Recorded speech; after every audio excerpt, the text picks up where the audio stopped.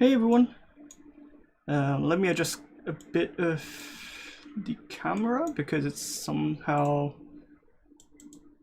wasn't connecting properly, so yeah. Okay, seems fine.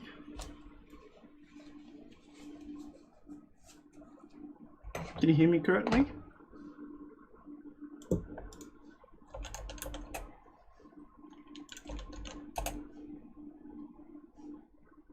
Hello. Okay, yeah, seems fine. Okie dokes.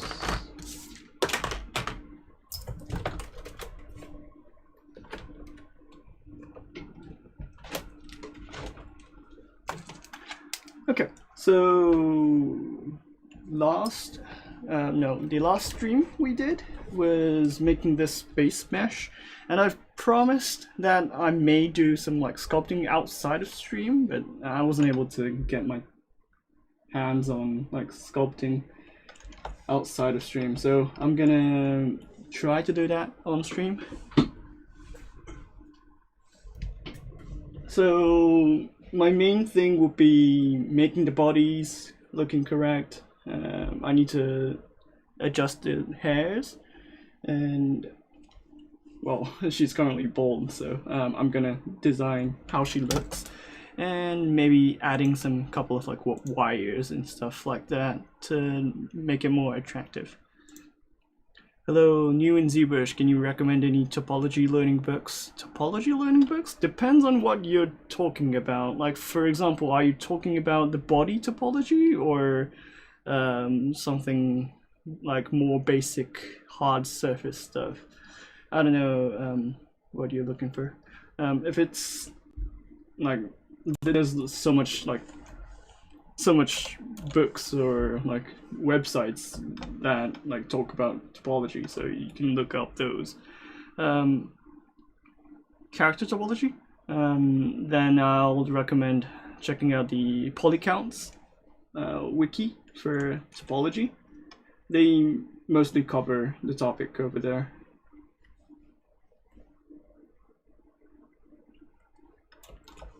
And if you know Hippie-drome,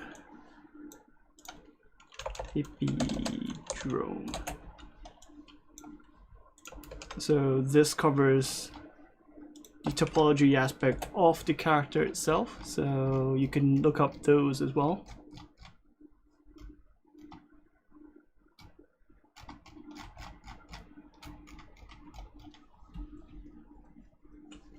This is mainly for animation, so if it's not related to anime or like nothing related to like movements, then it's not really relevant. Okay, so let me go ahead and start creating the hairs. I was thinking about like making a like punkish hair, but I think I'll just stick with normal kind of like anime character hairs.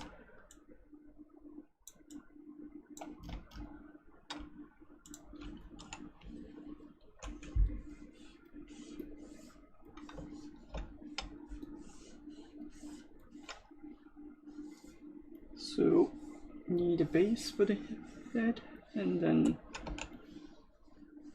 start making them. Like I just like have a habit of like making the hairs look pretty much exactly the same, so I'm gonna try to avoid that. I don't know why. I have a habit of like just like having the same kind of like look on the hairs every single time I do a hair.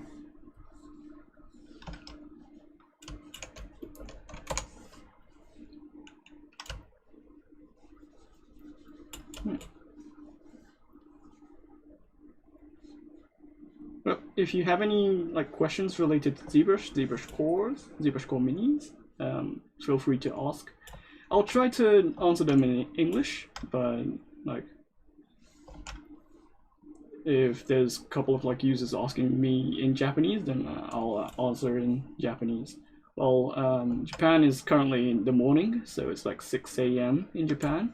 but there's a couple of people in the past like asking me questions in Japanese. So if you see any Japanese comments, and I follow up with some language you don't know, it's Japanese. So keep that in mind.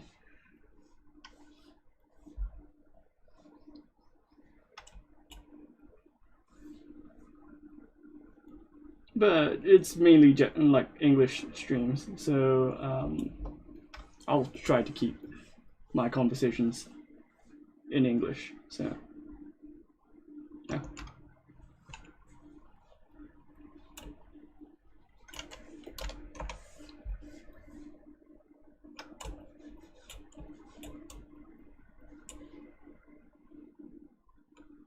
Like when you're trying to make a hair, it's basically using IMM curves for me. It depends on what kind of like workflow you're used to.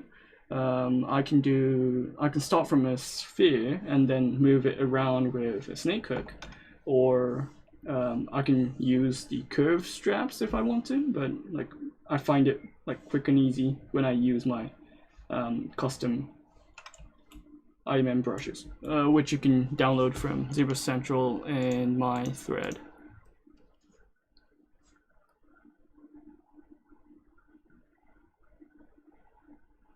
I don't know why YouTube Pixologic Japan is having some couple of like repeating comment issues. I don't know why.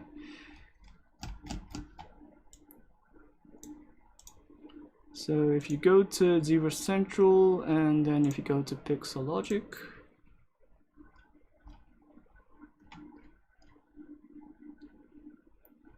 Daisuke, and if you go to galleries, I do have a thread showcasing my like method of making hairs. This one.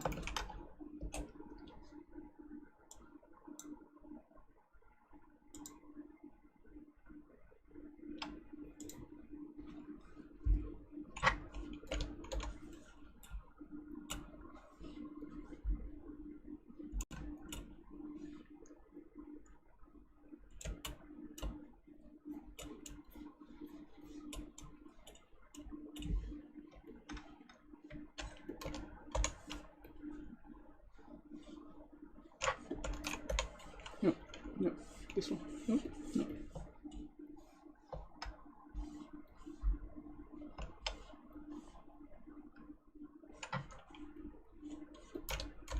So usually you start with the corners and then try to fill the middle parts of the hairs. Like it'll be easier for you to track what kind of like shape of the hairs you want.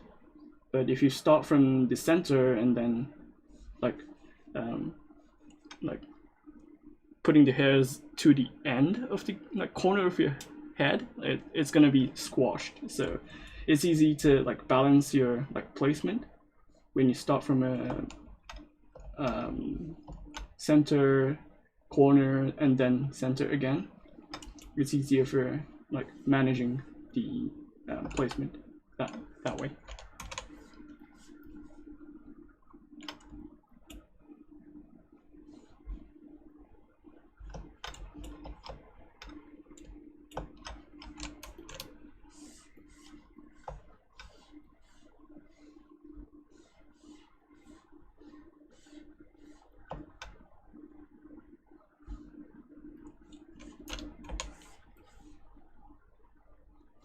I usually just like place one hair and then adjust that strand and then go on to another one. But it depends on your style. Like you can use move topology brush to like keep individual strands easy to like move around, or you can even assign auto masking and then go to like topological masking and then use it with snake hook if you prefer that way as well.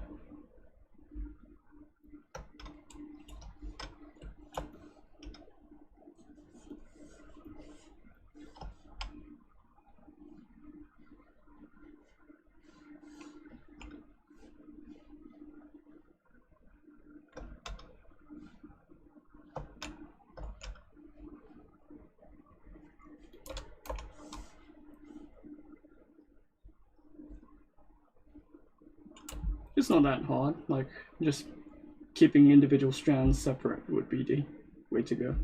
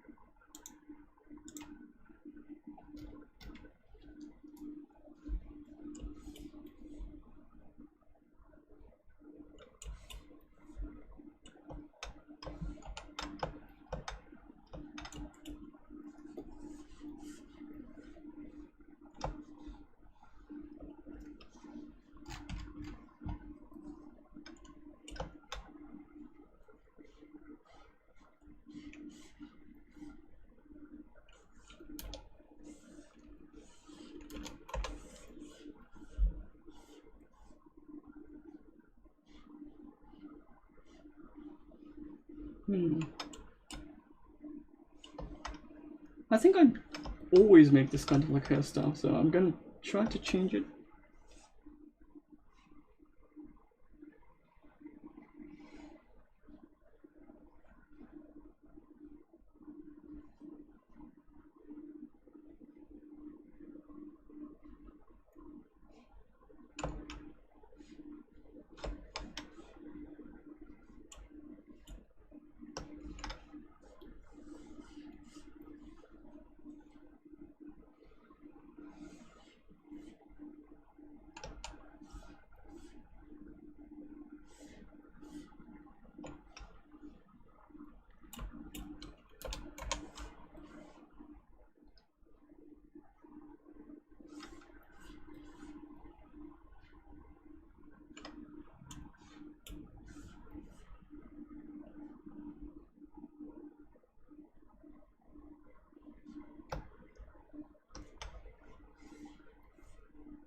It's so comfortable, like sculpting in the morning.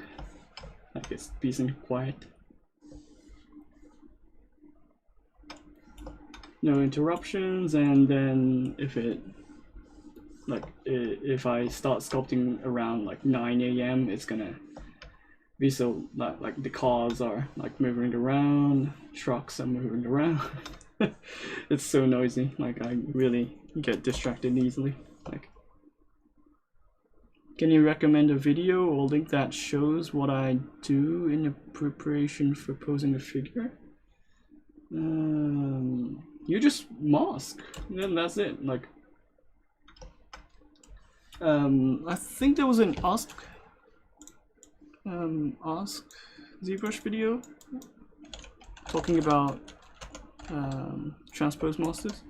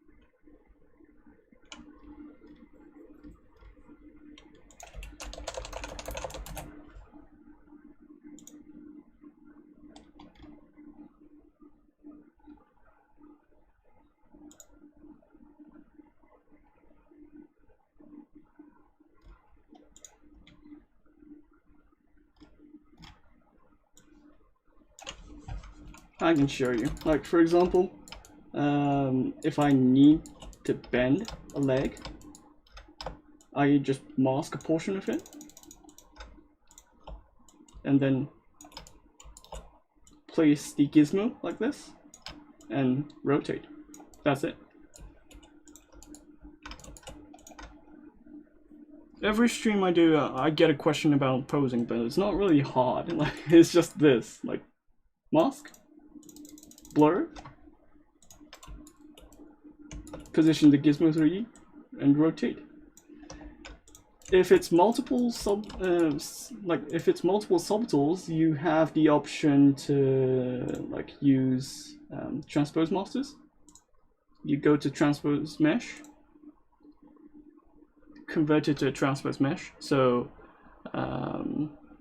you have the single mesh like this.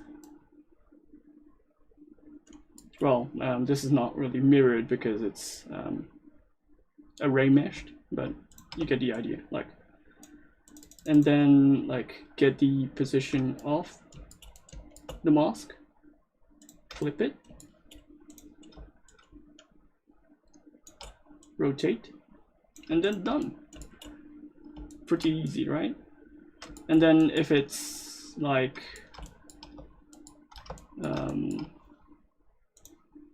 the arm like this and you have multiple subtools around it, like you can select a poly group, mask that portion, and then like for example you don't need the cloth to move around, but you want the other part of the model to move around, right? So you adjust the mask. Okay, let me do that again. So if I want this part of the model like this to move around, I just need to mask this portion, blur it, flip the mesh. Well, I don't need to show this mesh right now.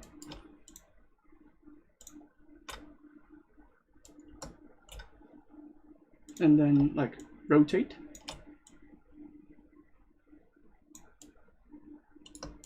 You can adjust the masking if the like rotation is not giving you the result you want, and reposition your gizmos if needed, and then try to rotate.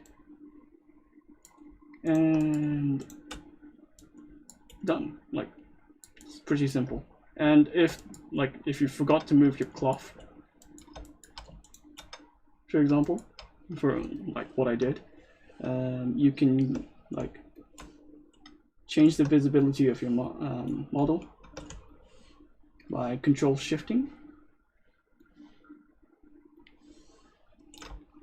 and then like for example you want this portion to be unmasked, so you press Control Alt and then unmask this portion, blur it with Control tapping,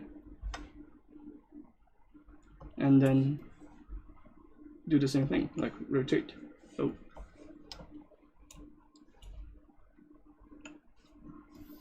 this portion needs to be masked.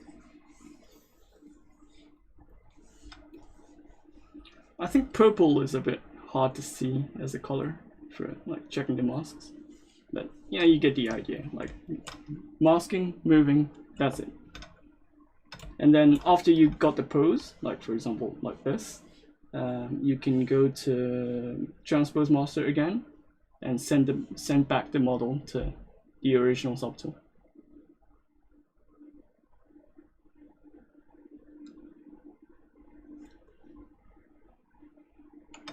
And then it becomes like this. But currently I don't want the mesh to be posed right now, so I just need to like go back a couple of steps.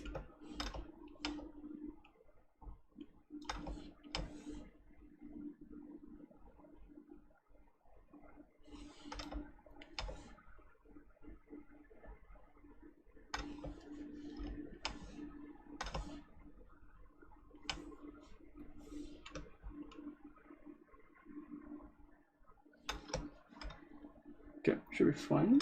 Oh, no. Yeah, should be fine.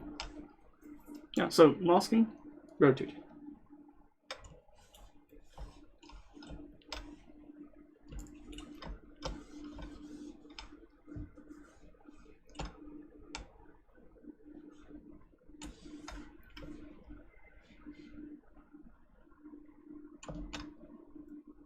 I think there was a couple of questions with other streams, like asking about the posing, but it's not really like complex. Like it's just masking and rotating. So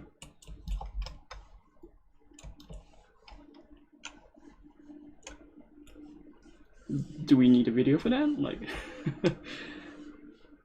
I don't know.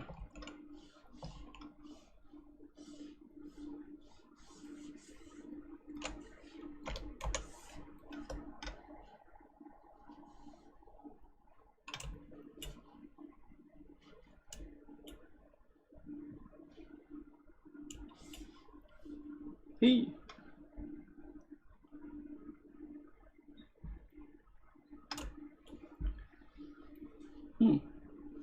Yeah, it's pretty simple.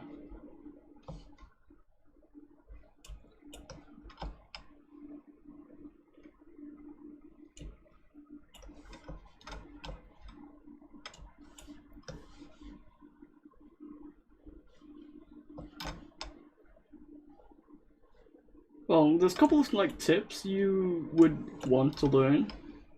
Like, for example, if you have a mesh like this, and then like if you want to mask the area of the arm, like this part, and the till the end, you just need to switch to move, press control, and then drag on the mesh, so you get something like this.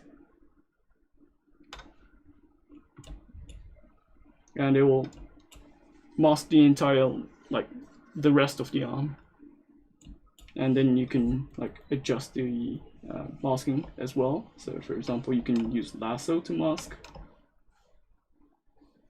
like this and then tweak it, or you can like even add more masking like this.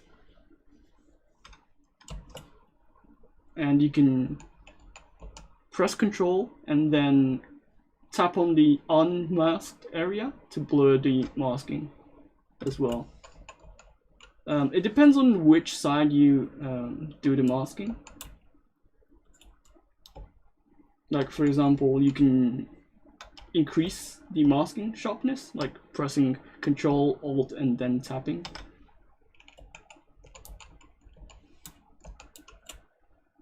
So yeah, these are pretty handy when you're trying to do some posing.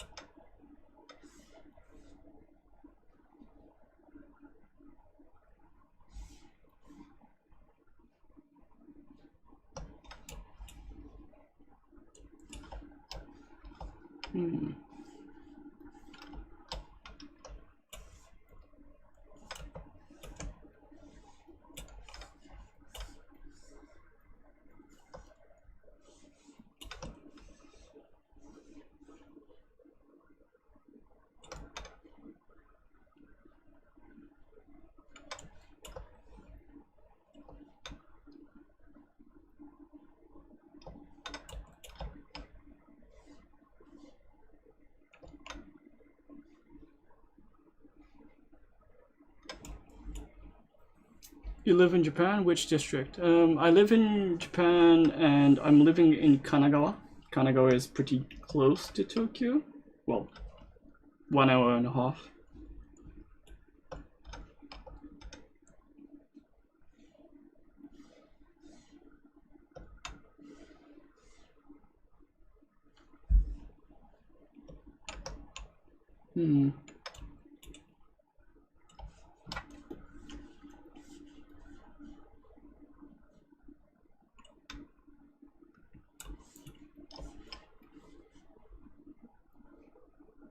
I was thinking about like putting some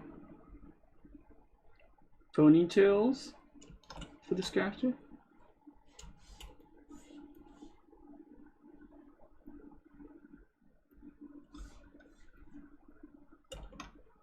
I want her to like wear a cap or something like that. Texas, huh?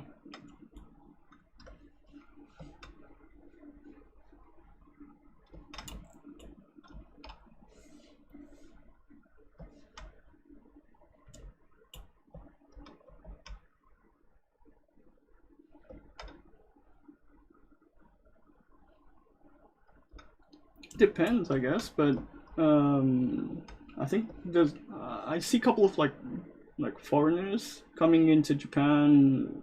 They only speak English. I think it's now easier than the past, but yeah.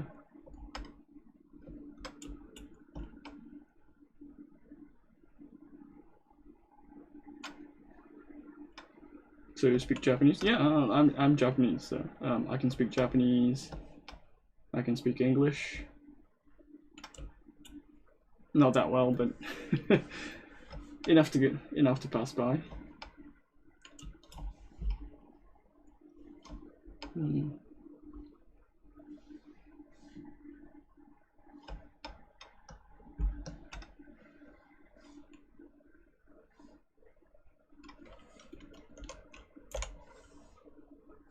It just says pizza time, so.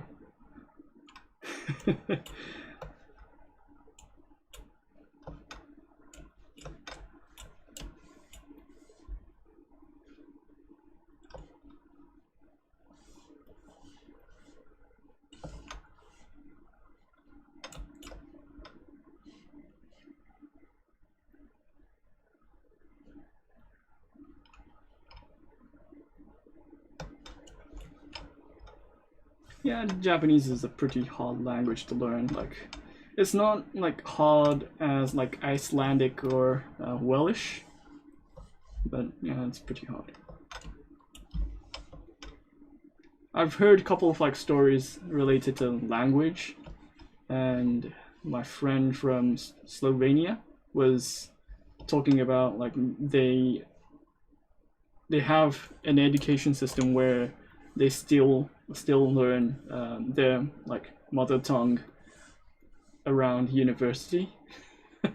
So yeah, it's pretty complex, but like they even learn like 3 other languages, like at least speaking English, and then they learn French, and then they need to learn their mother language. So like my friend mentioned that it's pretty hard to learn, but I don't know about other languages. I don't think it's that hard to learn that language.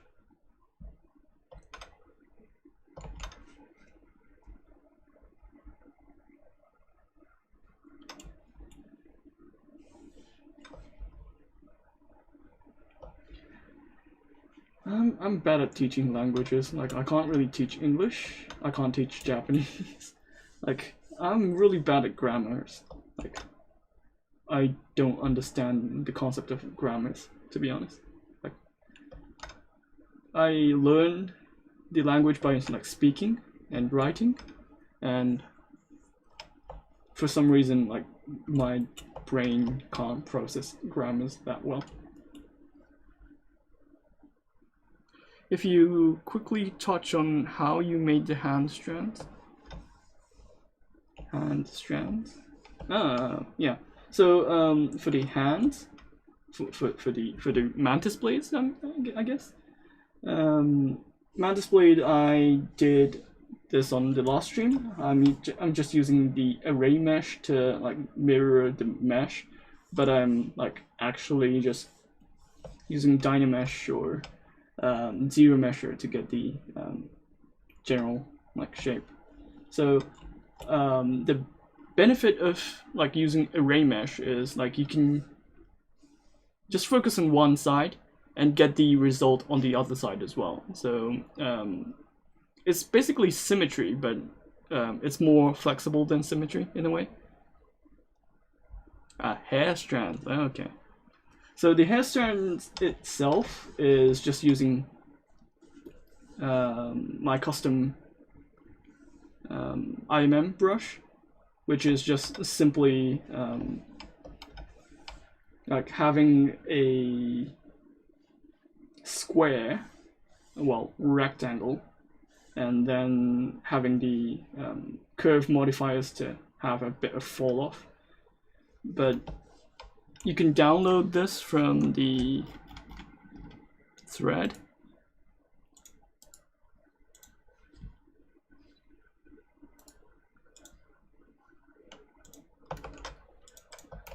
here, and if you go to the bottom of the post, there's a Dropbox link. You can download the materials and the brush I'm using most of the time.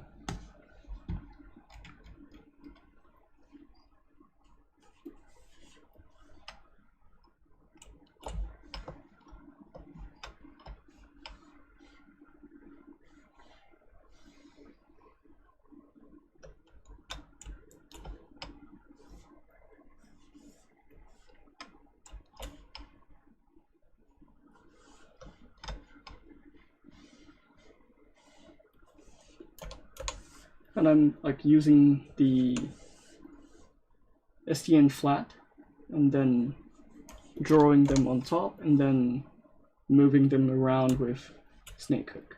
So that's pretty much it. Like, it's pretty simple.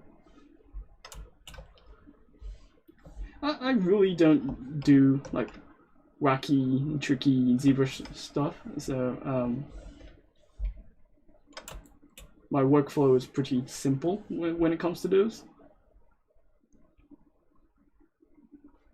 So there's not much like explaining to do.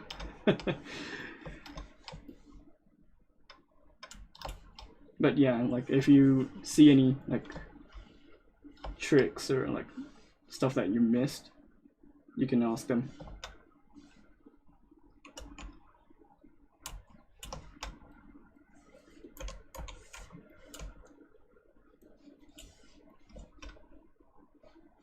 The reason why I don't use the default straps to make the hairs is pretty simple. Like my custom IMM have a couple of like edges added to it.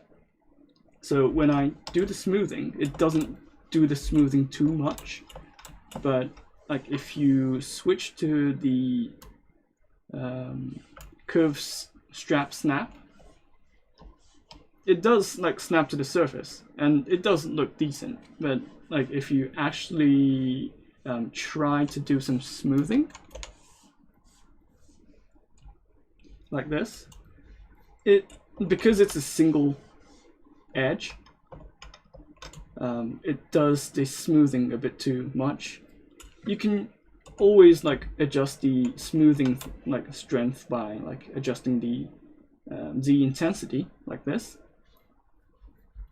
but like it's pretty like it's simpler, or like it's simple to just have a couple of like edges added to the mesh and then being able to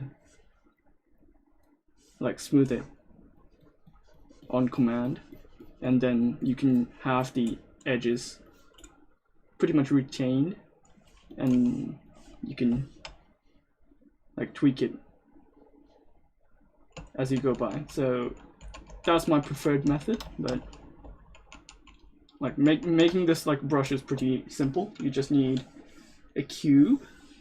Well, you need a cube. You need a cube, and then I think this will do. You just need to squish it. Oh, you may not need. Let me reduce the vertical lines. You just need three polygroups. So you just need this. You just need to squish it, and then mask the portion of it, and done. It's this simple. Like, and then you create insert mesh.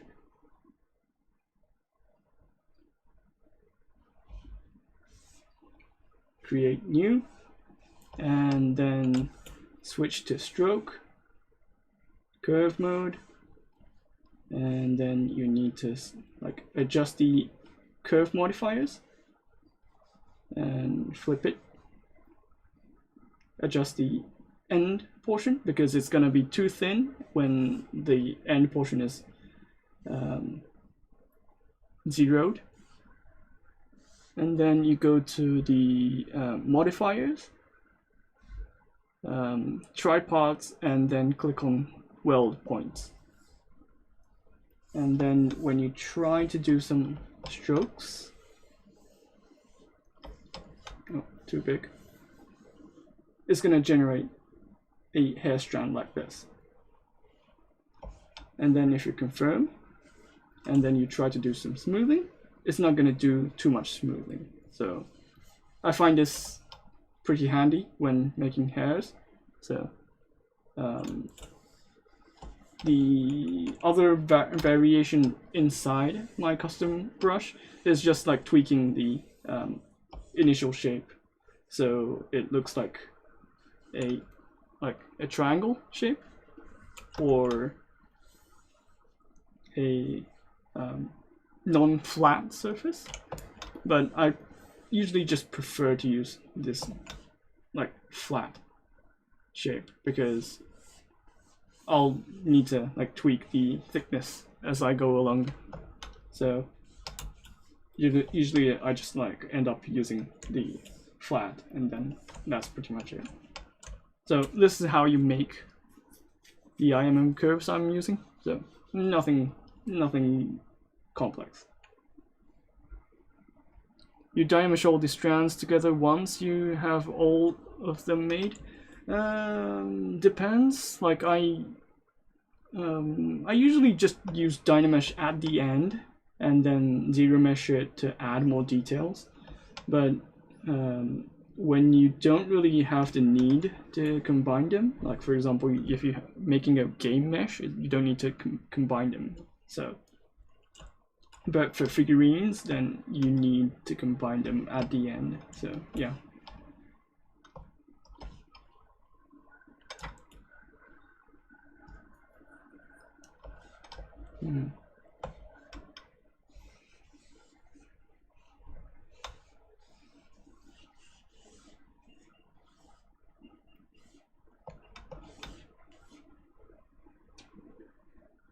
I get a couple of questions related to the snapping as well.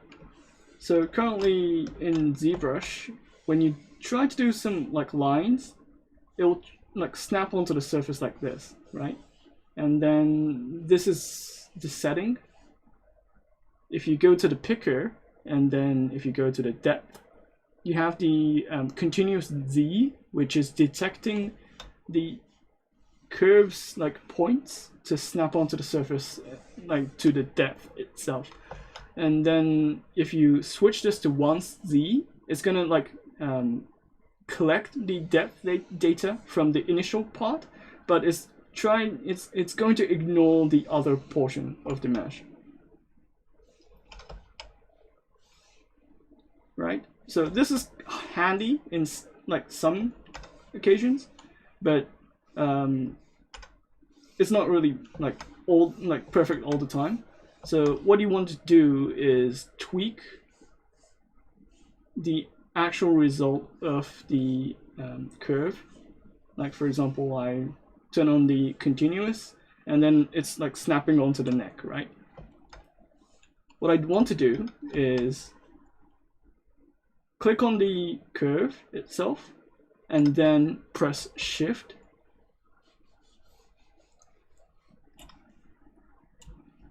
And then it will try to like smooth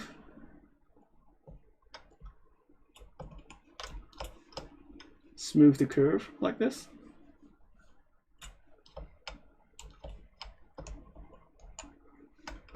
So this will be handy when you're like mesh or the IMM curve is like going haywire, and then if you want to adjust it, you just need to, well, I just usually just move the curve to a bit more like smoother location and then adjust it as well. This will be handy as well.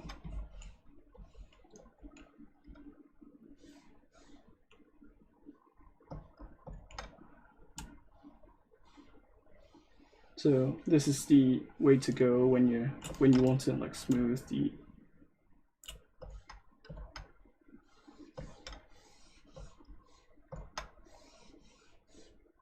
result of the mesh. But like you can always like pull the curve as well. So if you have a mesh like this and it's like kind of wobbly, you can pull it up, and then it's gonna like remove those kind of like jittering happening on the curve.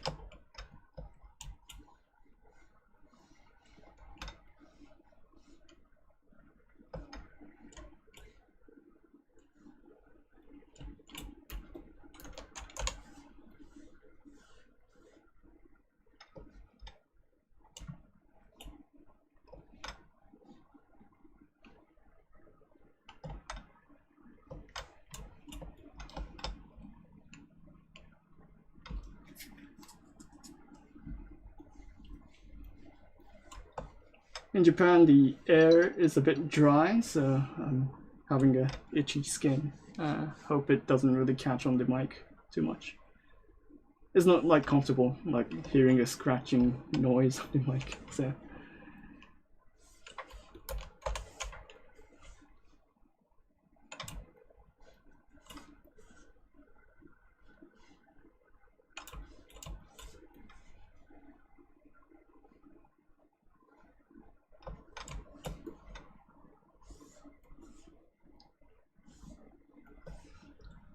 And another tip related to IMMs would be, since you're using a tripod IMM, each strand of hair will be like generated into like 3 parts of the mesh.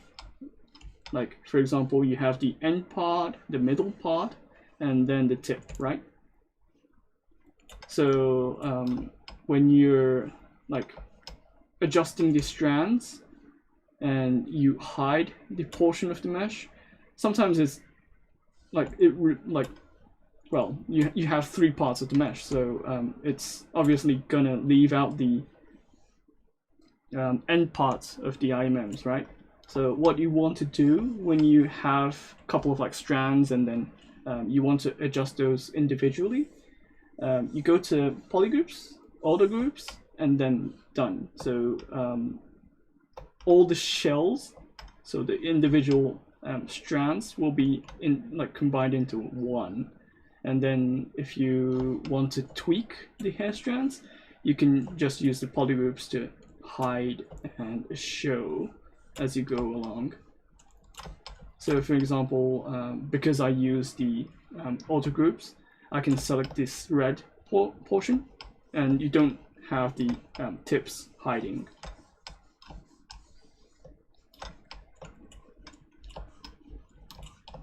-10 in Canada, too cold. That's cold. That's cold. Oh boy. How can I ask, how do you pull the hair strands? Is it part of the brush about the IMM curves, or is it a question related to the like how I just like move the mesh around like this?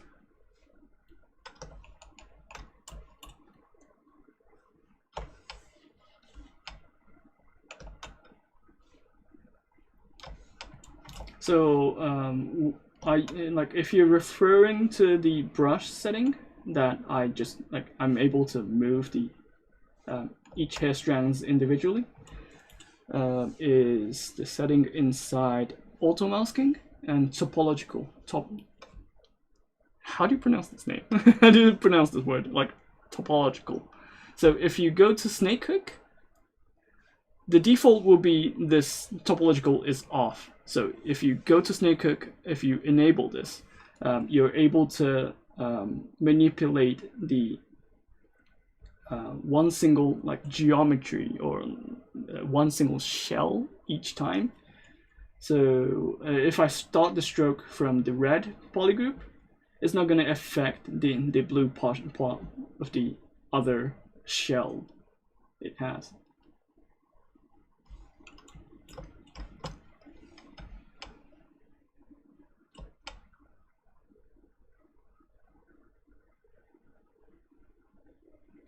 The whole one strand, the one like it, is a snake crawling. Oh, okay.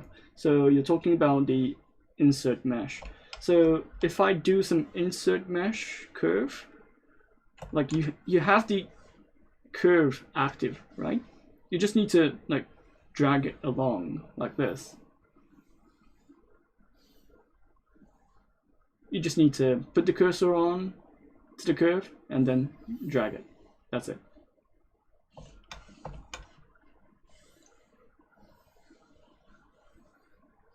I really like this like free-handing, like free form of IMMs. So you draw the curve and then you just need to grab and drag. That's it. So nothing complex.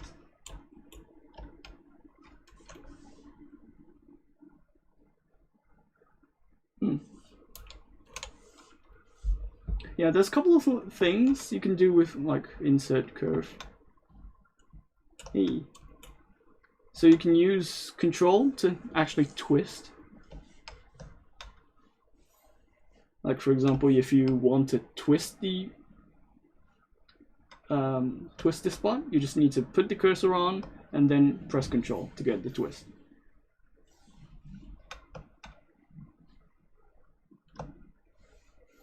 Something like this, right? And then if you press the space key and then adjust the draw size when your mouse cursor is on the curve, you have this kind of like bluish cyan color like cursor, right? Like you can see the difference. Like you can, like if you go off the curve, you have the red color of the cursor, but if you go on the curve, you have the blue cyan kind of like color, right? And you can adjust the, like cyan's size by pressing space, and this is individual from the red. This red will control the IMM's size itself, but this blue is just adjusting the edit size. So what would this like blue thing does is that when you increase this and then click on the portion, and then if you press control, it's gonna like twist the bigger portion of the mesh. If you go smaller, it's just gonna like twist this portion. But if you go bigger, it's gonna affect the other part of the radius as well. You can go even bigger if you want as well. Yeah, so this is pretty handy. You can use this for, I think it should handle like smoothing as well. So you can use this for smoothing, you can use this for twisting, and so on.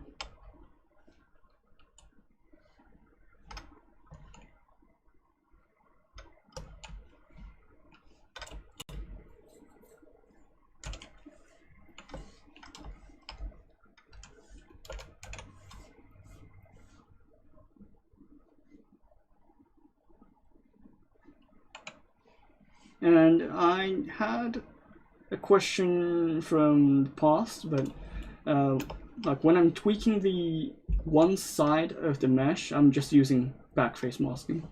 So when you use snake hook, or if you use move brush, the normal way to move will be this kind of like movement, right? It's moving the entire portion you see on the brush area, but like this would be hard to adjust the thickness or the width of the hairs. So what you want to do is enable backface masking. So you can find the backface masking inside the brush auto masking, and then you just need to press backface masking. And then if you enable this, you can adjust the thickness or the one side of the mesh. And then also if you enable the topological setting, you can do it on each strands, so it doesn't affect other strands, and then you can just adjust the thickness. Another thing will be you can do the inverse setting as well. So if you move the slider on the auto masking intensity and move it back to -100, you can move back, but only in the backwards direction. So it's the reverse effect of like adding thickness. So it's the opposite. Like you can only remove the thickness. So this will be handy when you want to like adjust the only one side of the mesh, or the only one side of the portion, but not the entire like thing.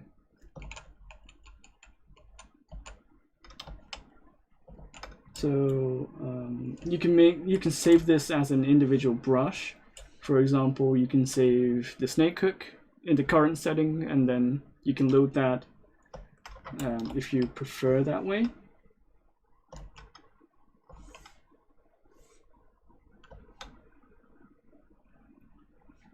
I just prefer to like have the buttons like floating around in the corners, so I can just like freely switch them around without having this like need to switch the entire brush.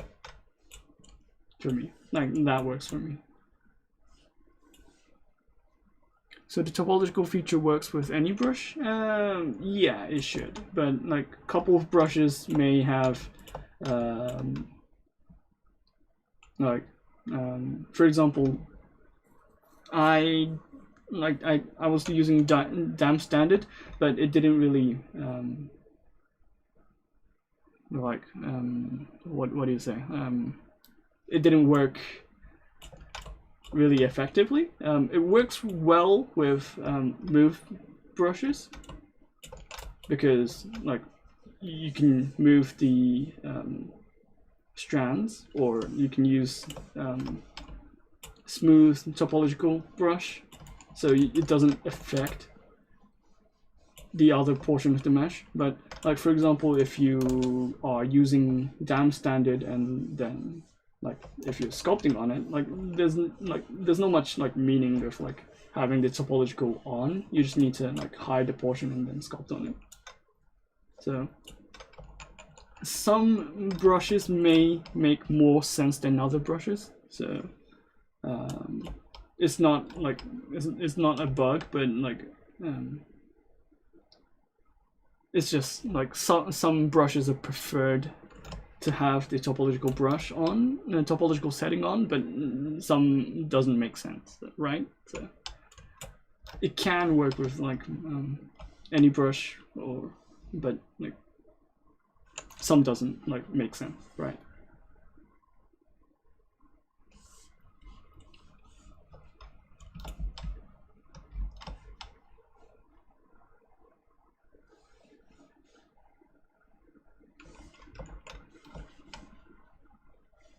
Oh boy, thinking and talking is pretty hard, like, and I need to do some sculpting as well, so sorry if it's like hard to listen.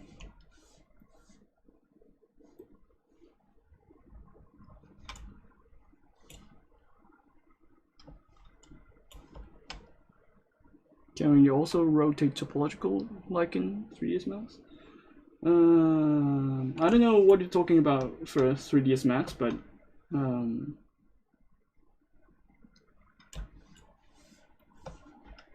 depends on like how you define topological. So for example, you have like for example, if you have a head like this, and then you can move it around like this, and then if you for example, if you only want this like area to rotate, you can always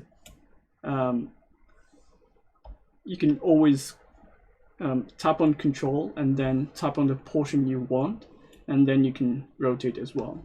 So I don't think it makes sense on the face. Let me see. So for example, if you have multiple spheres, this has subdivisions. So if you have multiple spheres like this, and then if you just want to move a portion of it,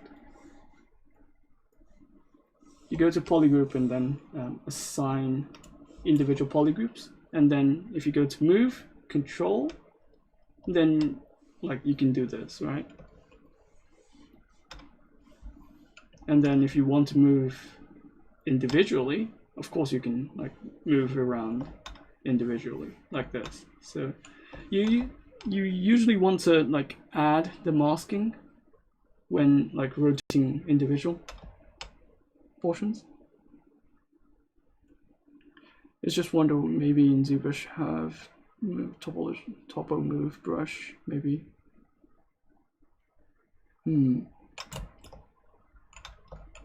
Well, you can always use masking, so that doesn't make sense when you're like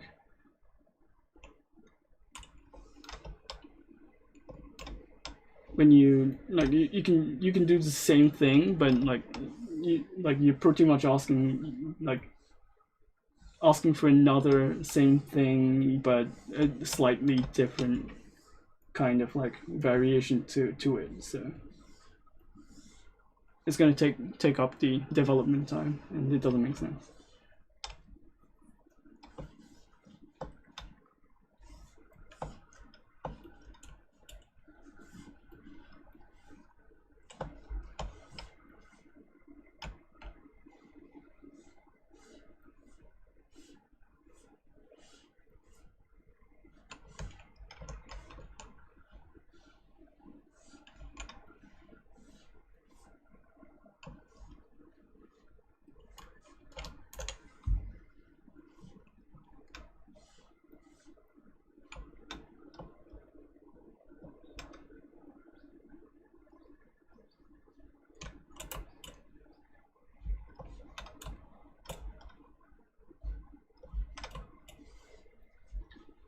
Oh, we have like Gizmo 3D, and also you can use the Transpose action lines.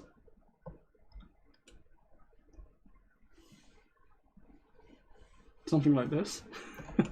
We had this for ages, so nothing new, but it's basically a rotation tool. You can use it for like a part of the mesh, or you can combine it with masks.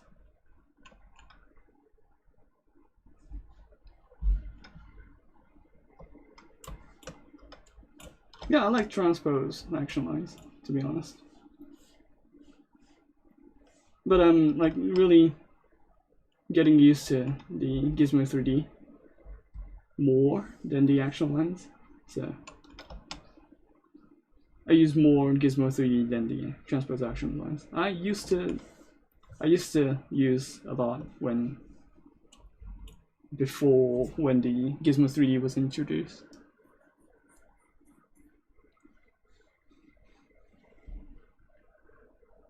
Shortcut for getting really nice cut polygroups.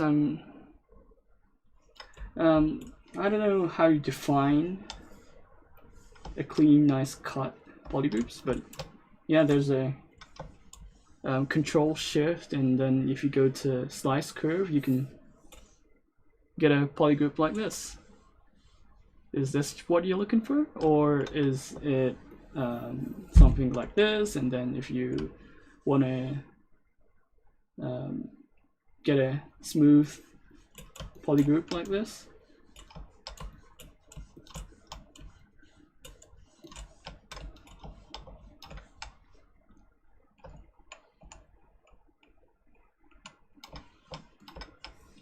this might not be a good example, but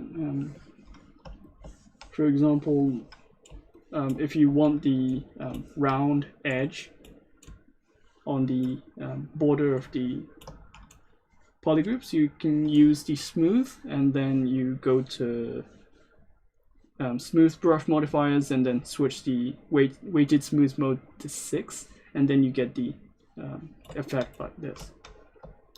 So the normal way the smooth brush will handle things will be like this.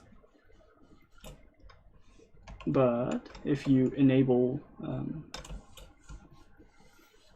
the weighted smooth mode 6, it's gonna go like this.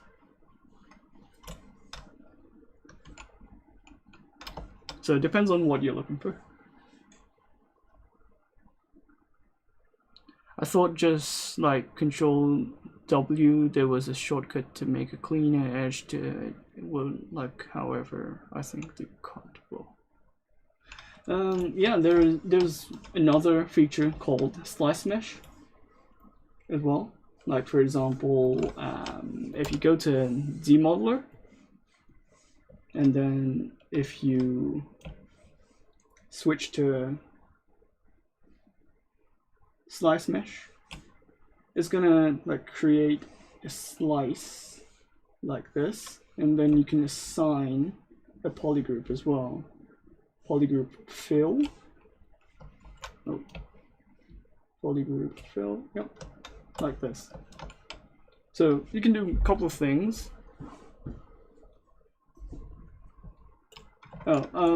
Also you can go to brush, lightbox, brush, you go to smooth,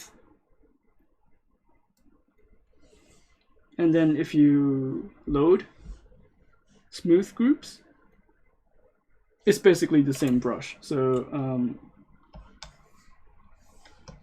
so if you have some new polygroups like this, and then if you use the smooth groups, you can have the same effect in a separate brush. So what the smooth group brush does is it has the smooth group 6 applied already as a default, so you can load that as well. And there's a couple of like unique smooth brushes inside the lightbox smooth. So for example, I like the smooth valleys. So what this does is, if you have a noise,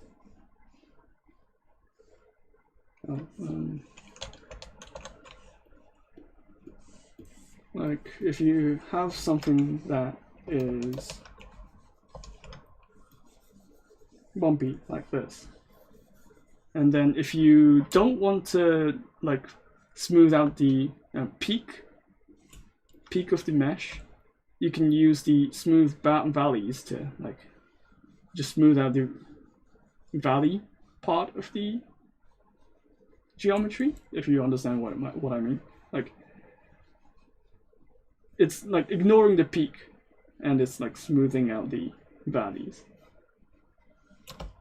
And you can do the opposite as well. So if you go to the smooth peaks, you can smooth out the peaks, just the peaks.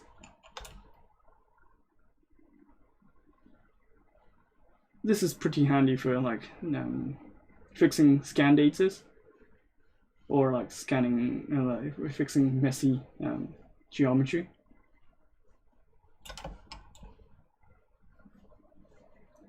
And this setting is inside the modifiers.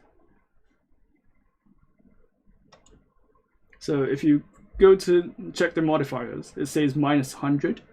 What this does is only like smooth out the peak positions. So if you go to like +100, it's going to do the opposite. So it's the smooth valleys.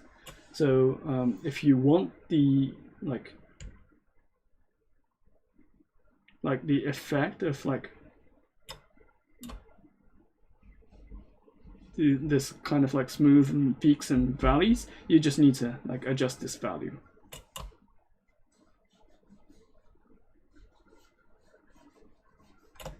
So if you understand what the individual setting is, what it's doing, you can just like have one single smooth brush, and then you just need to tweak the settings and then you can like switch back and forth on the fly.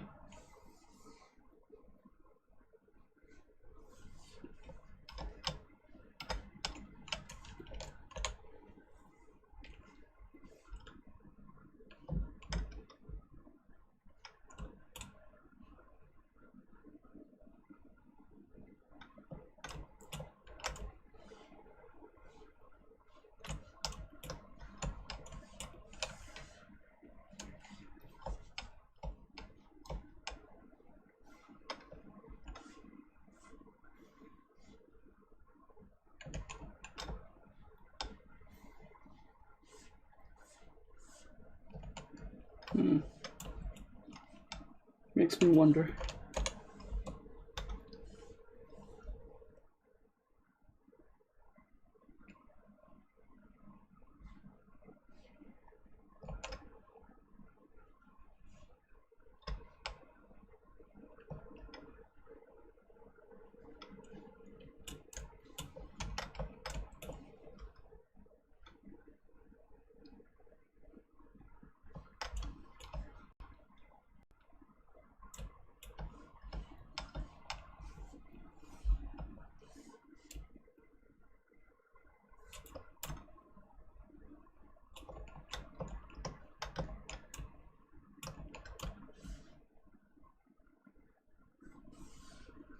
Oh,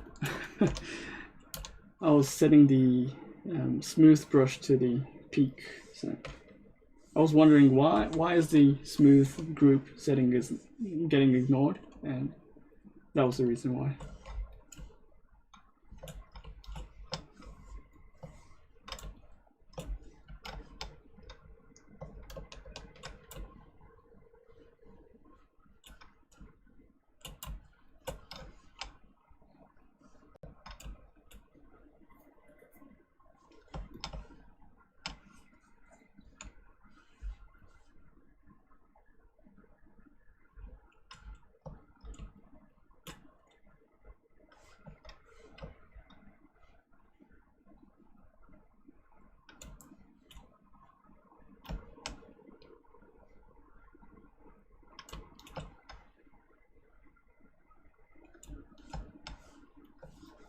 I think I talk about this brush setting a lot, but like you can also use AccuCurve to get a accurate, like pointy end of the hairs as well.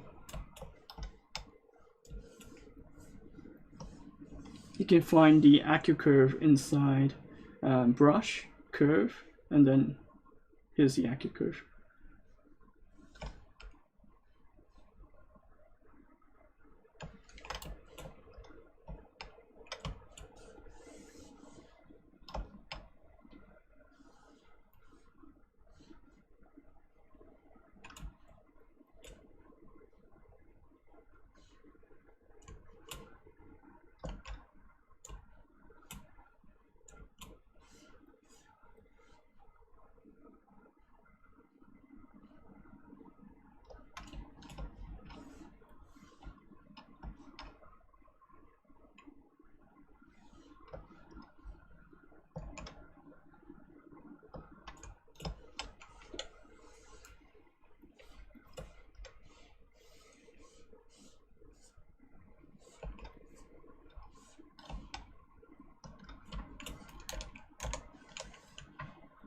Okay, so I have 1 hour to go, and I need to finish the hairs at least. I'm trying to, but yeah. I'm wondering about the hairs, like, should I go with ponytail or twin tail?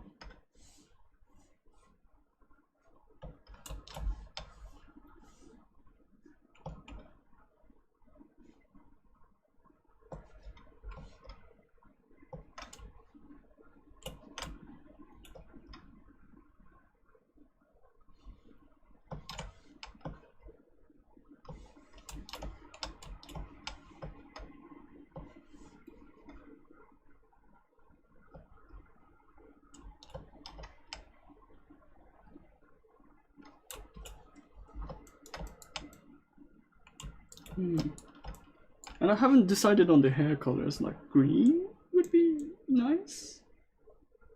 I think I haven't made a green hair color character in the past. Yeah. I made pink, I made black hairs, I made yellow or like blonde. Brown. Yeah, I haven't made green, so let's go with green.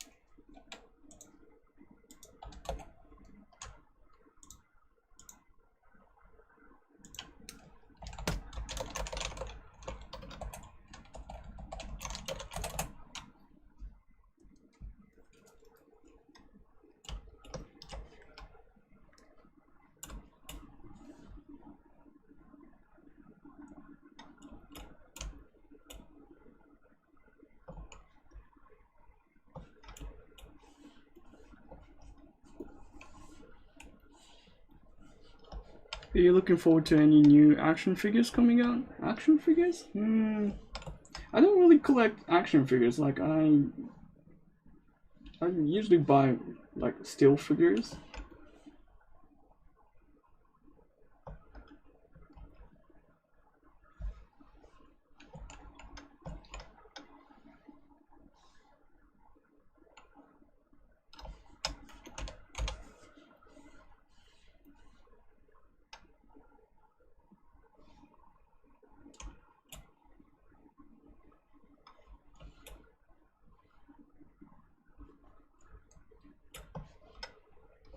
Oh, I was like, talking about figures. Like, I was watching YouTube the other day, and there was a figurine review channel. I think he was from the US, buying a couple of like Japanese figurines, and like he was really like into like collecting figurines, and like his channel was like pretty fun to watch. Like,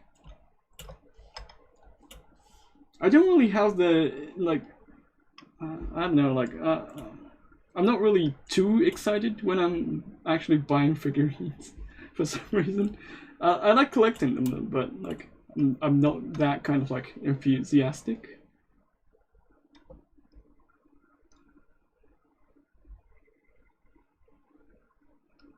Are you not making shell of hair? What shell?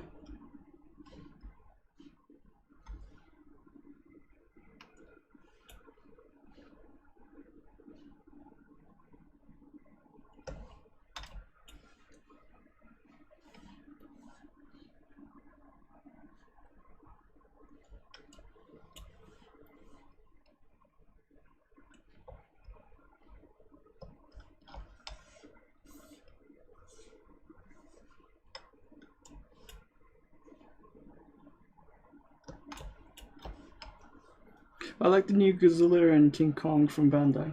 Oh.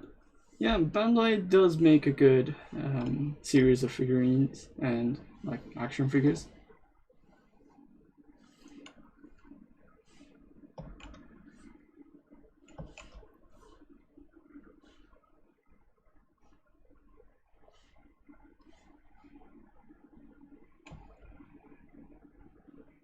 Ah, masking heads. Well, sometimes I do, but it depends on the hairstyle, right? You don't usually like blindly go and pick one style of like style of like hairs. hair making process. So you pick and choose what is like easy and like what is like effective. So for example, if like when you're making a long hair, and then if you need to fill the in-between part of the long hair, then yeah, making a shell makes sense. But when you're making a short hair on the front part, especially, it doesn't make sense to make a shell. But yeah, I'm gonna make a hair shell at like on the back because I'm planning to make her a ponytail.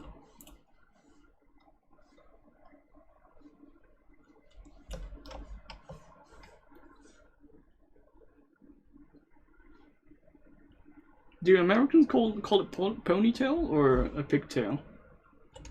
I don't know. Pigtail is a different kind of like hairstyle, right?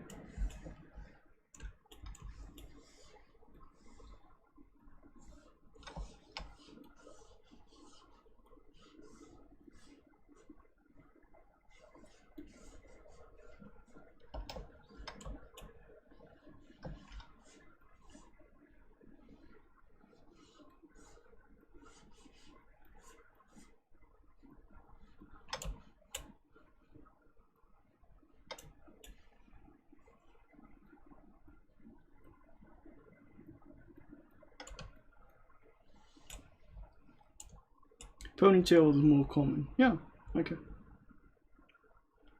Ah, okay.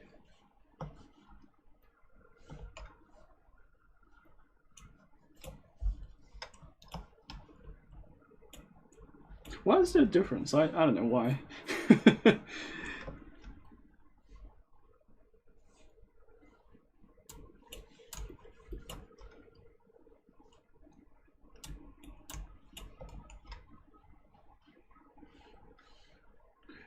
When it comes to the I think it's the pigtail. If you have the both sides of the hairs, Japanese call those twin tails.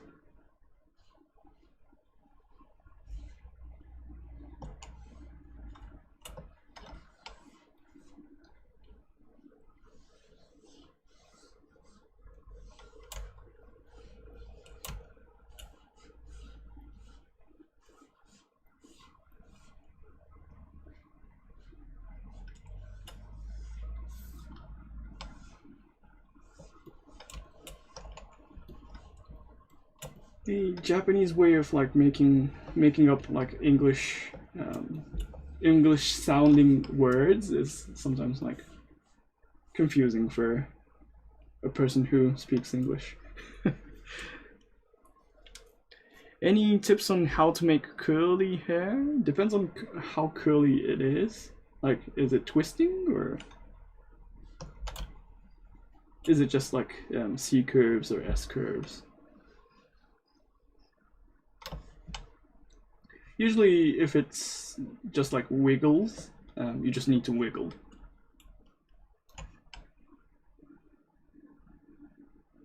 How did you sculpt the consistent thickness for the draping cloths? Was the single layer of polys with thickness extruded after? Yeah, I think I still have the thickness. No? I just use dynamic subdivisions thickness to get the consistent thickness, because I use the simulation dynamic cloth to get the dynamics cloth to get the shape I want, and then just added thickness afterwards. You can watch my past stream. I actually explain how I do things.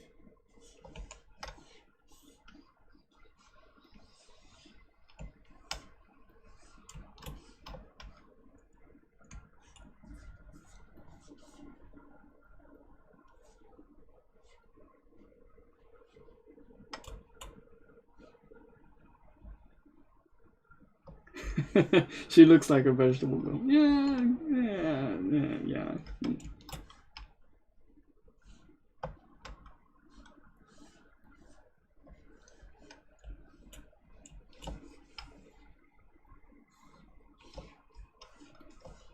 Okay, in my mind, now she loves grilled cheese.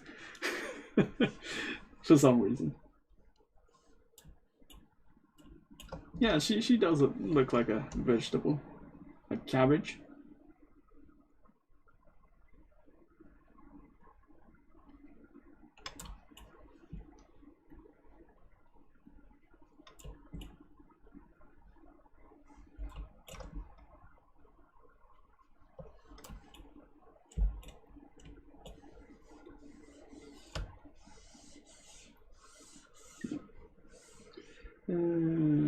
Quick curve. Just need transparency. Transparent. Slice. Boom. Done.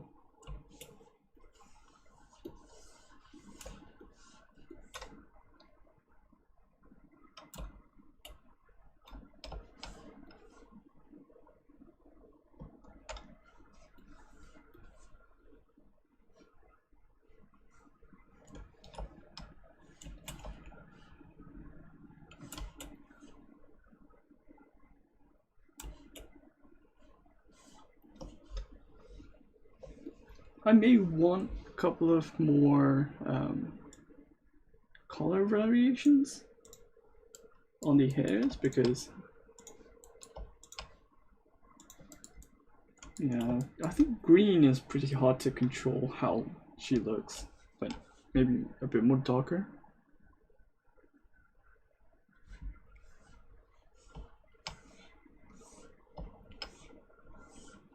Yeah, makes sense, I guess.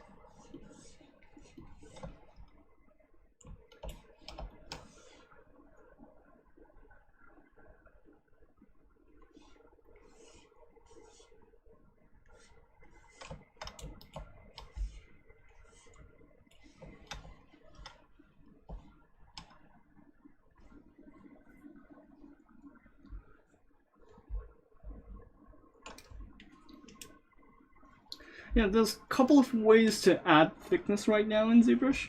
So you can use the thickness, which was added into dynamic subdivisions. This is pretty easy to control the thickness. And you can add it dynamically, which I find it really handy. Or you can use the morph targets difference setting, which is really common for the older folks who are using ZBrush for a long time. Or you can go to the panel loops to add thickness as well. And then there's also the Z-modeler approach of adding thickness as well. So there's like, I think there's 4 or 5 ways to actually do it right now.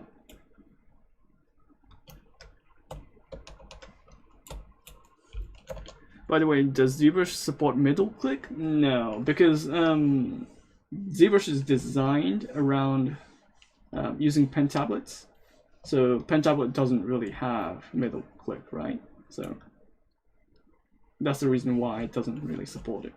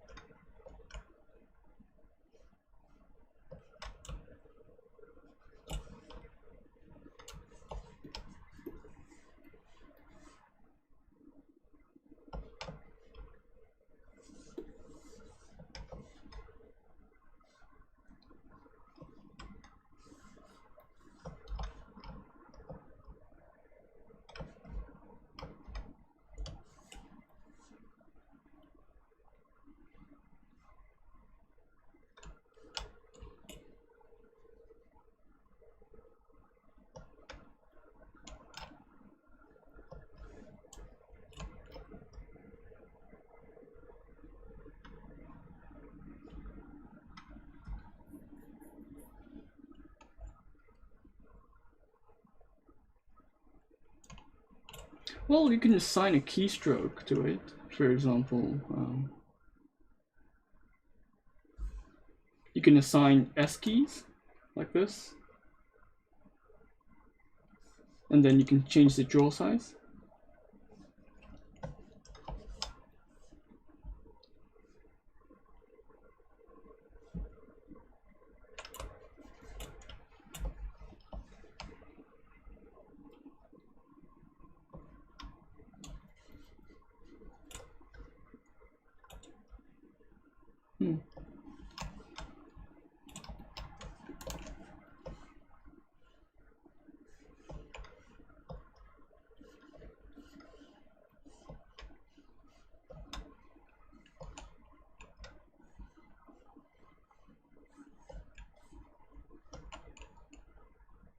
I need to think about the flow of the hairs. Probably it's here.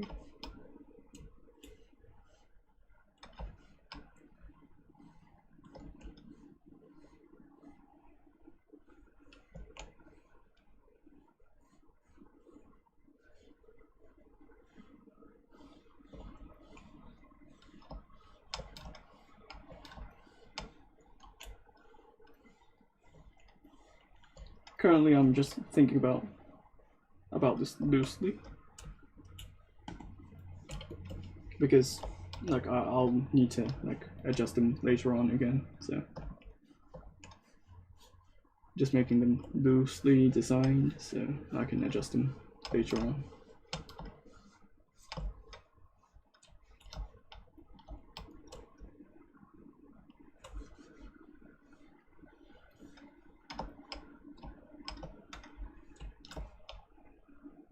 I don't know if it looks better if the top of the ponytail looks a bit more exaggerated from the front.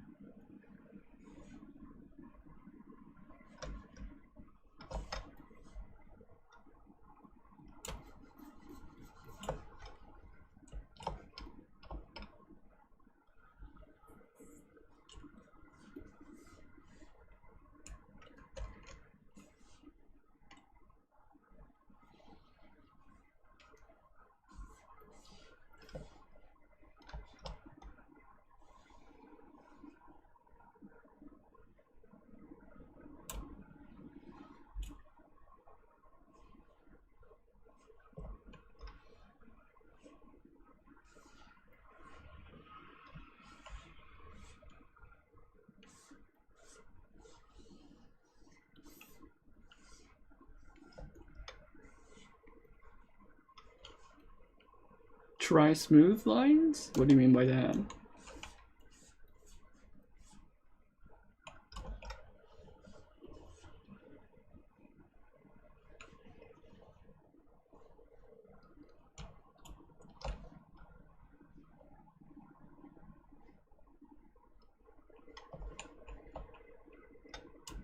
I don't think I like this curve.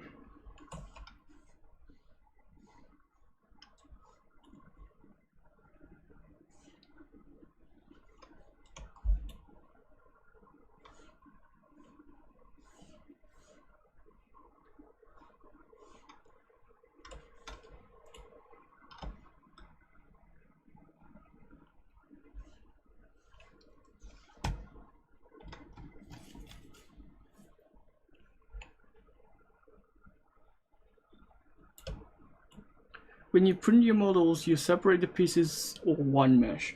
Depends on the like when you're trying to like look at the shape, and if it's like just a practice run, you can make it like just in one part mesh. But usually you like actually split them, because if you want to do some recasting or like if you want to make a cast out of it, then you need to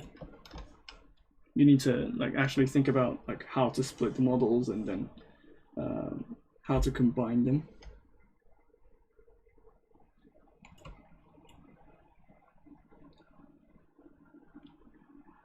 like learning how to separate them, and I don't know how to begin.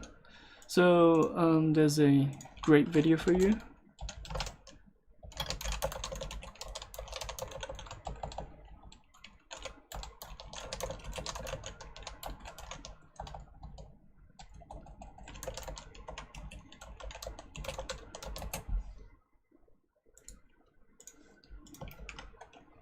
Yeah.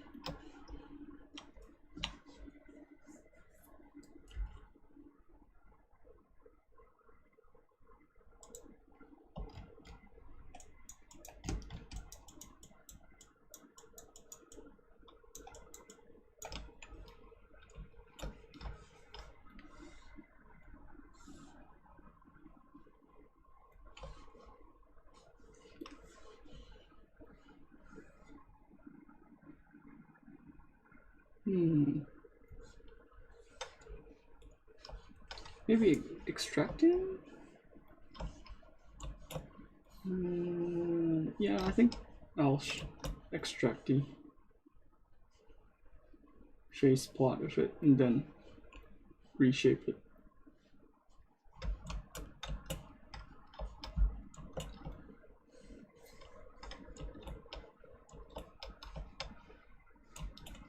That looks fine. Extract. Thickness 0. Accept. I just need this part.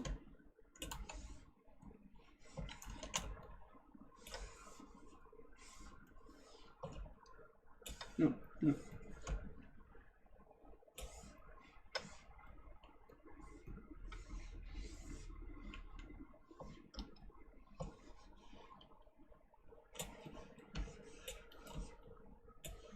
We just need this part, delete, and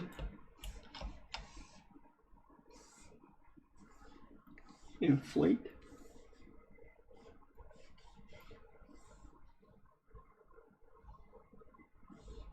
Inflate, smooth, and then adjust.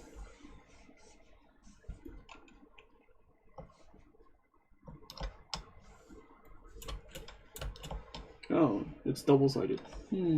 I don't need double-sided, so I just need to polygroup, delete,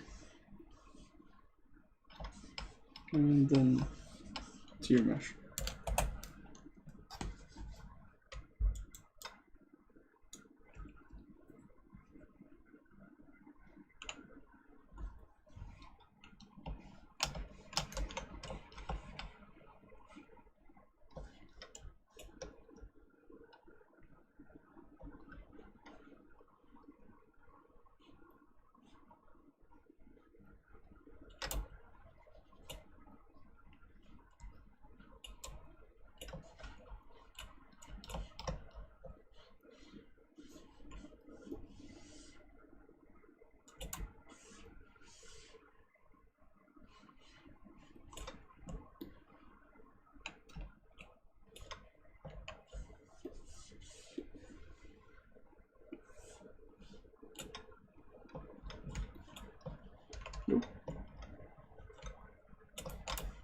I just need to disable the, no, I just need to use the smooth cloth, smooth cloth, yep.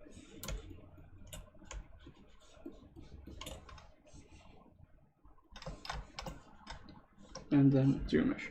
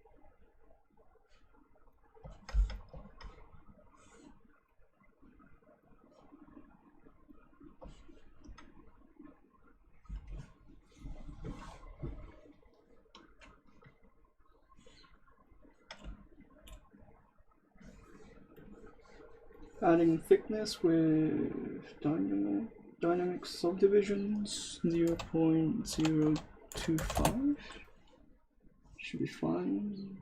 Yep, looks nice. And then adding a couple of like geometrical interesting shapes.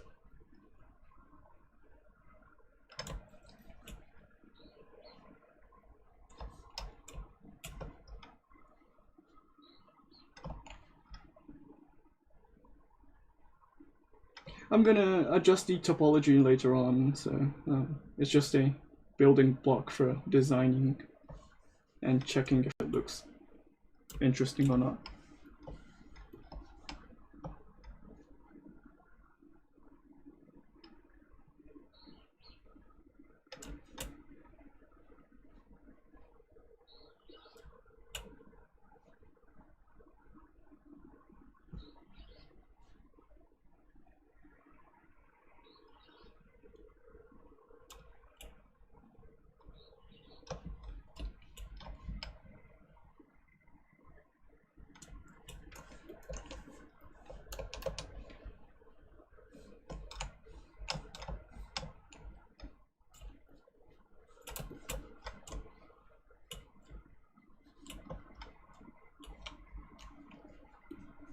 Maybe a bit more bigger, I guess.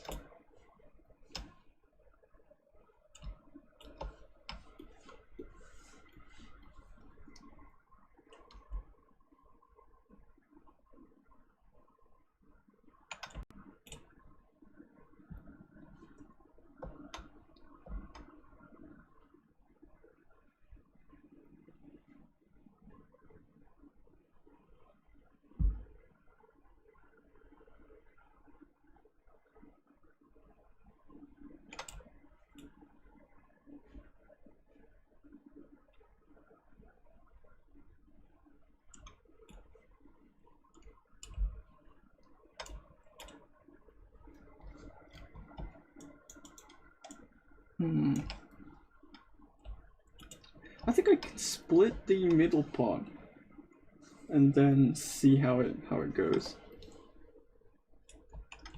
Let me hide this portion, then delete.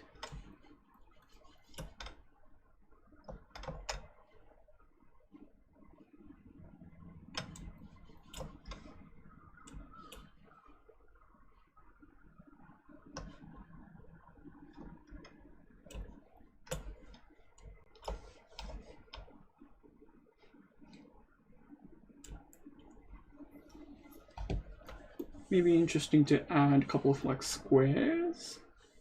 How about yeah? How about these? Local symmetry.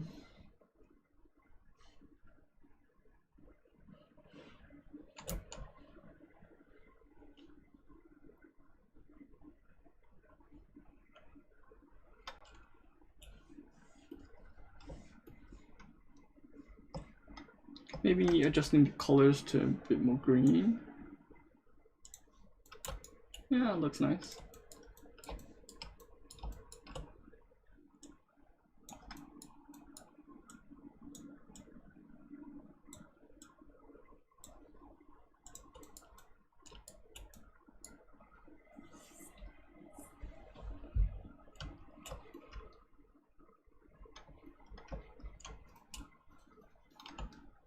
Well, hard to say. Like green is like matching her like hair colors perfectly, which I don't like that. So white. White could be good. Nice. Blue? Nah, not blue.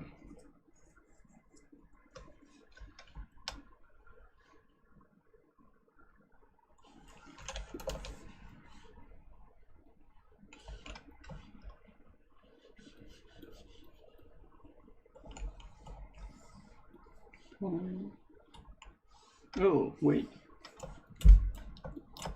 I need this separated first. Separate, split hidden. And then without thickness. This with thickness. Apply.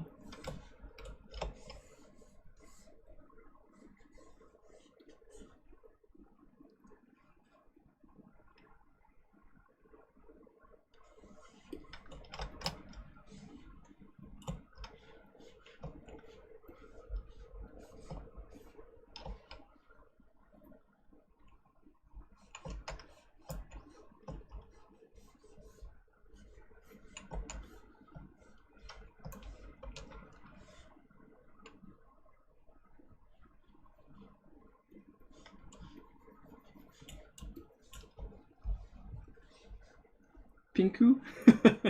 You like pink?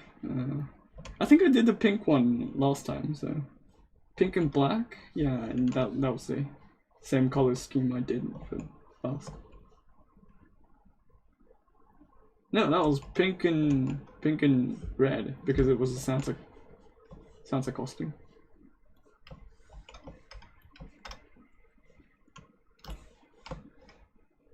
Pink and green? Nah.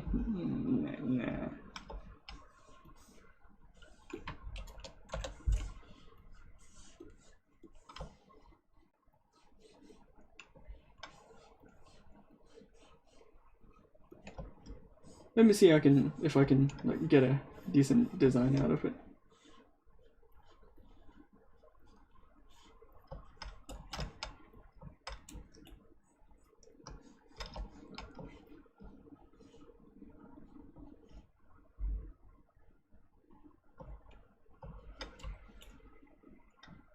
Well, because it's a mantis, like I was thinking about green, but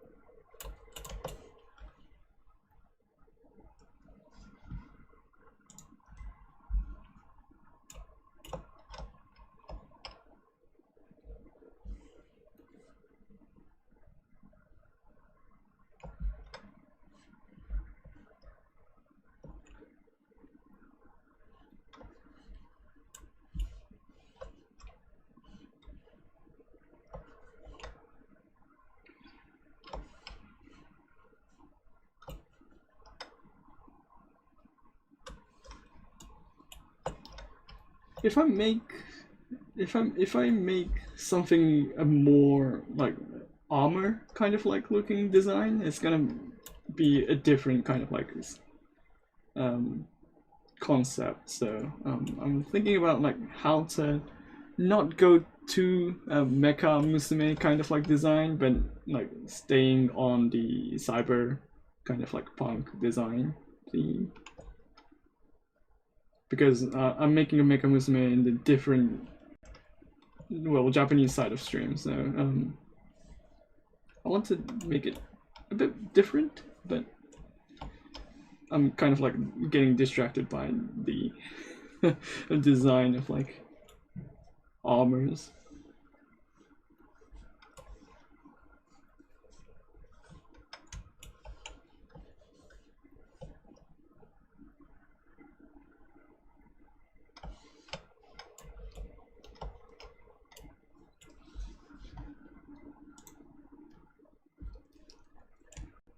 I'm thinking about like putting an angle like this or straight. Hard to say.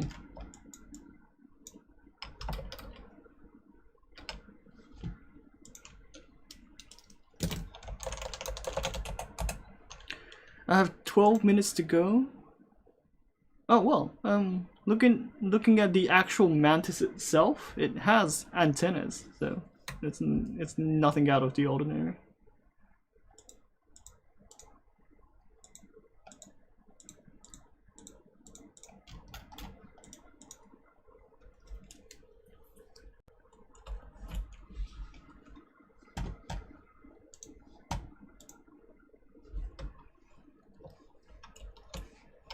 Then the blades should be green as well.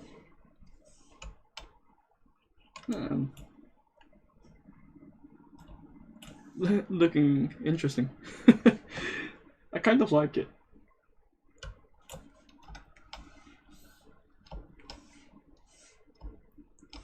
It feels like some alien kind of like thing is coming out from the body. So, yeah, it looks attractive, I guess. Eye-catchy.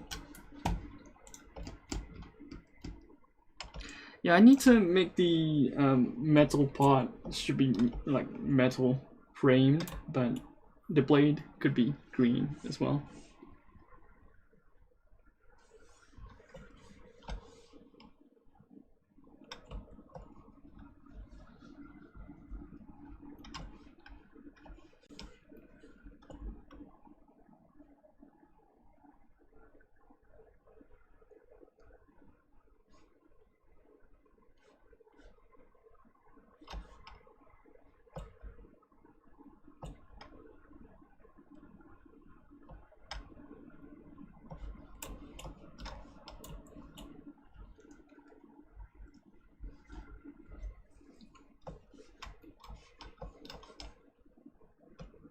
How about making some like holes or pots that could like stick out?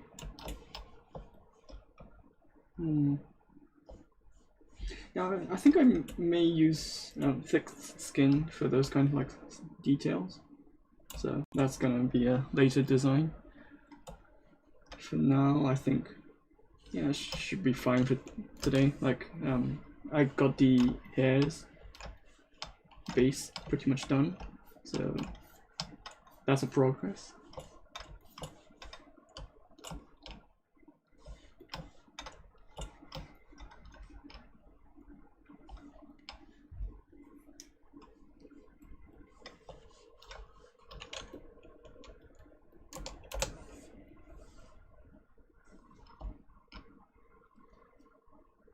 Cyberpunk's implants.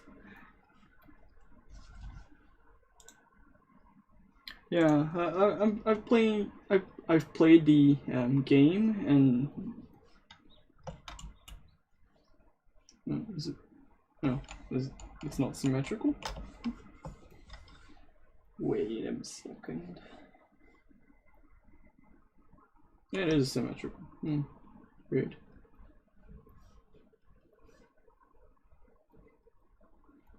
I've played the game and like so far I haven't finished the game. Like I need to finish that game. Like, it's so fun.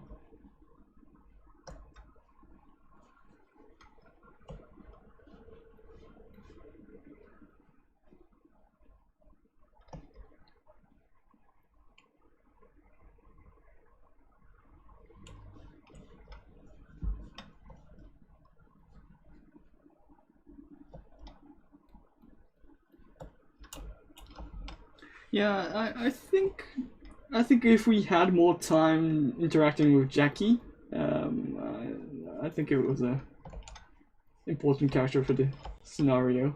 Like Jackie was like pretty. He left the game pretty early, so I was like,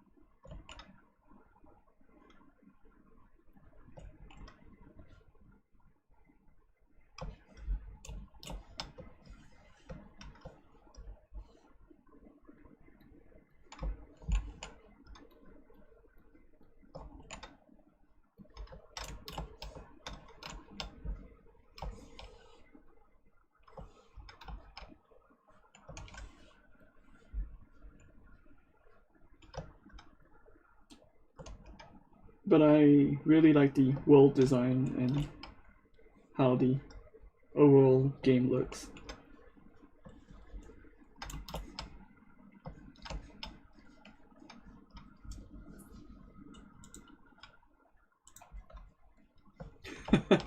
Yeah, Table Talk is the game. Like I don't think most of the people recognize that game was originally from the Table Talk RPG.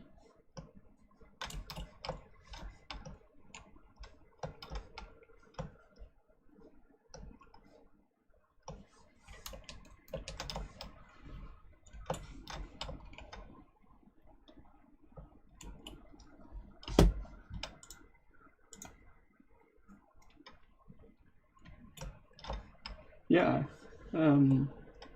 When you switch to like photograph mode, like you can take a lot of like cool designs, cool like photographs from the game.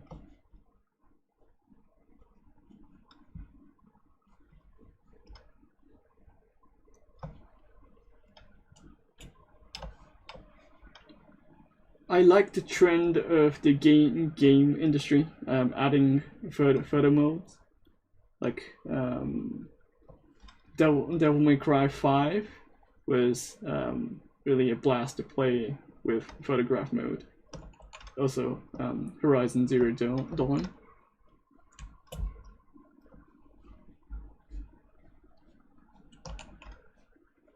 Rest in peace, Mike Nash. I really loved his.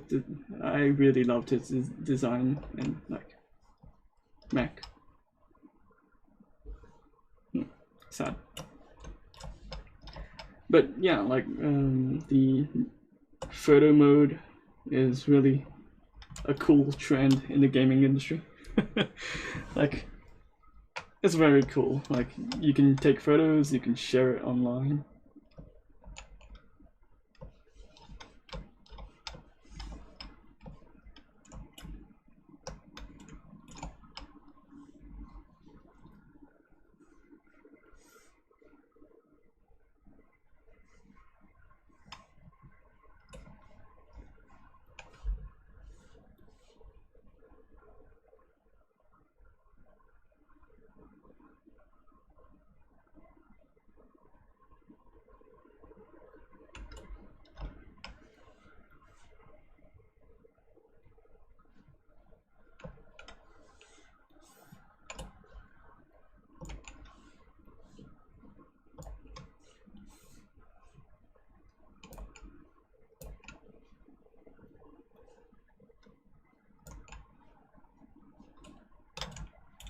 don't play too much games recently, but like I really like the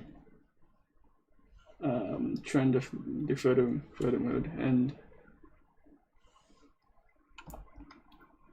like I like the trend of like casual playing. Like for example, you can dive into like a lot of like hours, but you always have the option to like play them casually. Like for example, I'm playing Apex, but like you can get really good with a lot of like time if you play the game, but like you can also just casually join the game and then play with your friends. That kind of like aspect is really good. Like I've played Among Us on the weekends with my friends, and I've like honestly played it for the first time. It was a very like nice experience.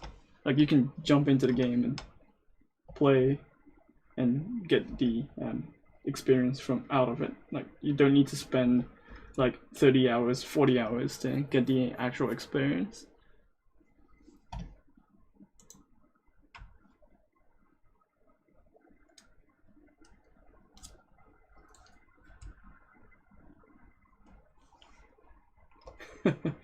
Yeah, I see a couple of people playing Honkai Impact or Genshin. Honkai or the Genshin Impact is pretty popular, but I recall it was a Chinese developer who really loves Japanese anime stuff. I think it's pretty much interesting. I see a couple of like Chinese companies who are making games which is really getting heavily impacted by the Japanese anime industry, making some good money out of it. Pretty interesting to see those kind of like developments recently.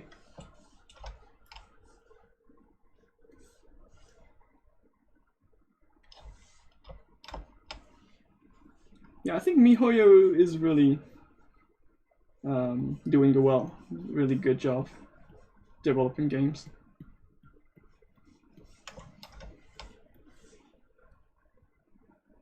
Well, this is my personal opinion, not related to Pixologic.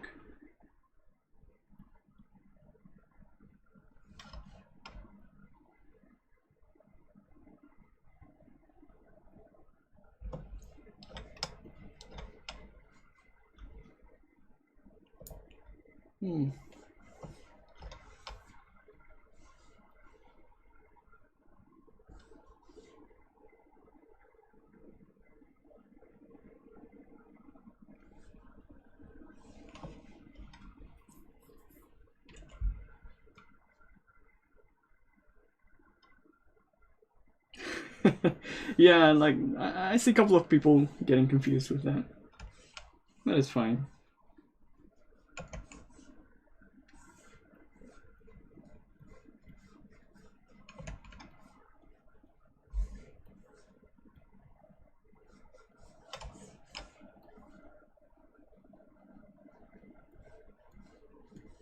I see a couple of like anitubers like getting into that game as well. And I was wondering, that's not a Japanese game. But yeah, that's fine.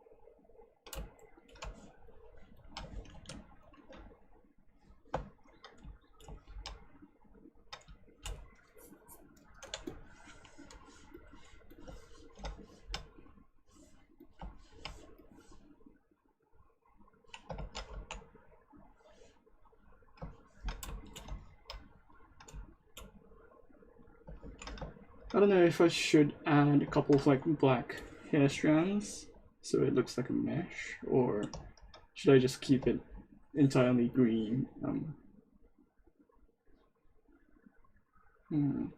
It could be a good design if I had a couple of like different colors.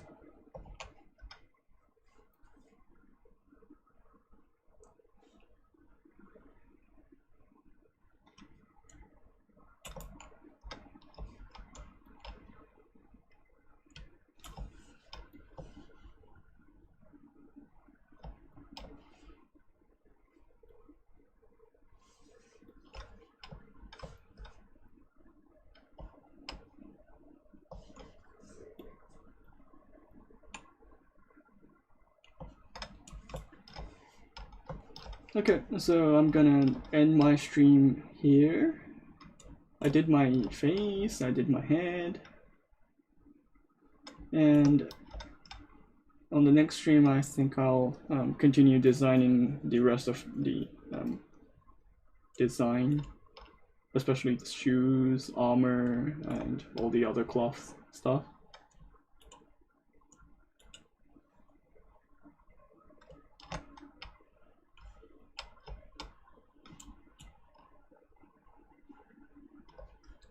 And like the t-shirt itself is not, well, what do you call those t-shirts? No. The jacket, yeah, jacket itself is not really interesting for now. So I need to add a couple of design elements so it looks interesting and cyberpunkish.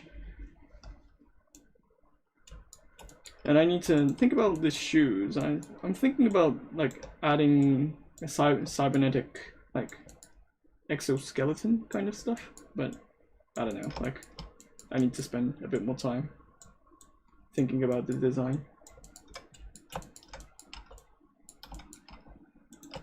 Oh, let's change this to black for now. Green should be fine. Okay, so I'm gonna continue on continue this design after on the, well, next week's stream will be in Japanese, and then the next stream will be in English. So we'll be continue on from there. So where can we find your socials? I usually post them on ZBrush Central. So ZBrush Central Pixological Daisuke will be my ID. So you can search them here.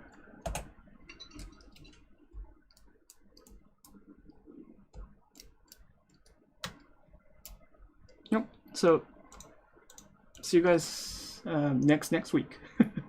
Bye.